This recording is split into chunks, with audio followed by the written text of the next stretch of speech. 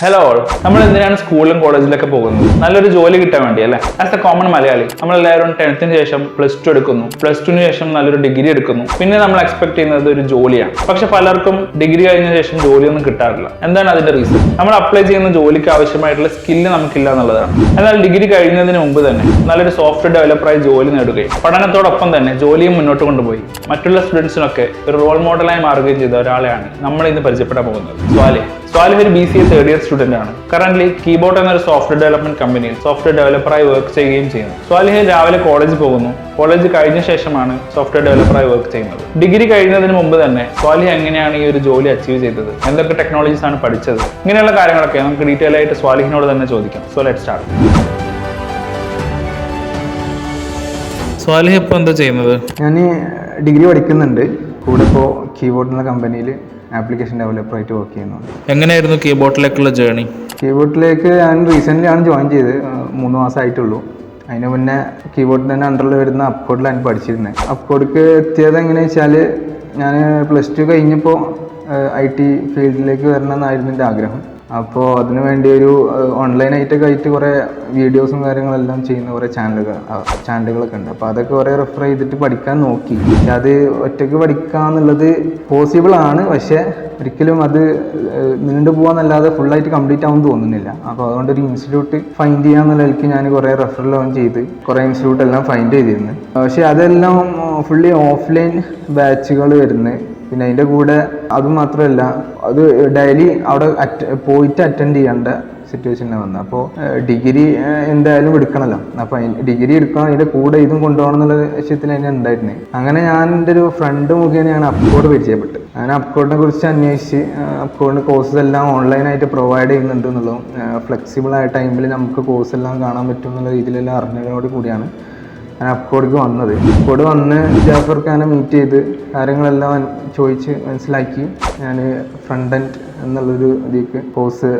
എടുക്കുകയും ആണ് ചെയ്തത്. ഒരു ഫ്രണ്ട് എൻഡ് ഡെവലപ്പർ ആവാൻ വേണ്ടിയിട്ട് ഏതൊക്കെ ടെക്നോളജീസാണ് പഠിച്ചത്? ഫ്രണ്ട് എൻഡ് ഡെവലപ്പർ ആവാൻ വേണ്ടി ഞാൻ മെയിൻലി ഇതിൻ്റെ കോറായ HTML, CSS, പിന്നെ ഫ്രെയിംവർക്ക്സ് എല്ലാം ഉണ്ട്, ബൂസ്റ്റാപ്പ്, പിന്നെ അതുപോലെ മെറ്റീരിയൽ UI, പിന്നെ സ്റ്റേറ്റെല്ലാം മാനേജ് ചെയ്യാൻ റിഡക്സ്, ജാവാസ്ക്രിപ്റ്റ്, ടൈപ്പ്സ്ക്രിപ്റ്റ്, പിന്നെ റിയാക്ട്, Next.js, Git ഒക്കെയാണ് മെയിനായിട്ട് ഞാൻ പഠിച്ചിട്ടുള്ളത്.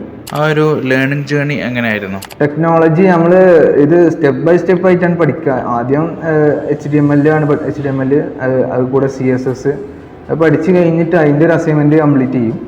അത് കഴിഞ്ഞിട്ട് നെക്സ്റ്റ് ജാവാസ്ക്രിപ്റ്റ് കിടക്കും. എന്നിട്ട് ജാവാസ്ക്രിപ്റ്റ് ഇതിന് മിനി പ്രൊജക്റ്റ് എല്ലാം ചെയ്യും.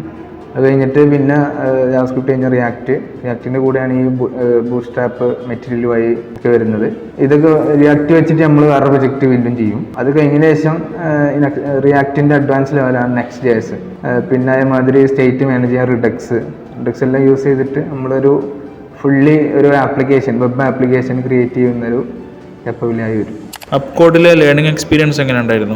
അപ്കോഡിലെ ലേണിംഗ് എക്സ്പീരിയൻസ് എങ്ങനെ ഉണ്ടായിരുന്നു ചോദിച്ചാൽ, പ്രത്യേകിച്ച് ഞാനൊരു കോളേജ് സ്റ്റുഡൻ്റ് ആണ്. അപ്പോൾ ഈവനിങ് ക്ലാസ് എല്ലാം കഴിഞ്ഞതിന് ശേഷമാണ് അപ്കോഡ് ക്ലാസ് ഞാൻ അറ്റൻഡ് ചെയ്യാറ്. അപ്പോൾ റെക്കോർഡഡ് വീഡിയോസ് അവൈലബിൾ ആയതുകൊണ്ട് അതാണ് ഞാൻ ചൂസ് ചെയ്തിരുന്നത്. എനിക്ക് എൻ്റെ ക്ലാസ് എല്ലാം കഴിഞ്ഞ് വന്ന് ഈവനിങ് എൻ്റെ ടൈമിനനുസരിച്ച് കണ്ടാൽ മതി, റിപ്പീറ്റഡ്ലി കാണാനും പറ്റും. അനുസരിച്ച് നമുക്ക് എല്ലാ വീഡിയോസിലും ഓരോ പോർഷൻ കംപ്ലീറ്റ് ആവുന്നതിനനുസരിച്ച് നമുക്ക് അസൈൻമെൻറ്റ്സ് ഉണ്ട്.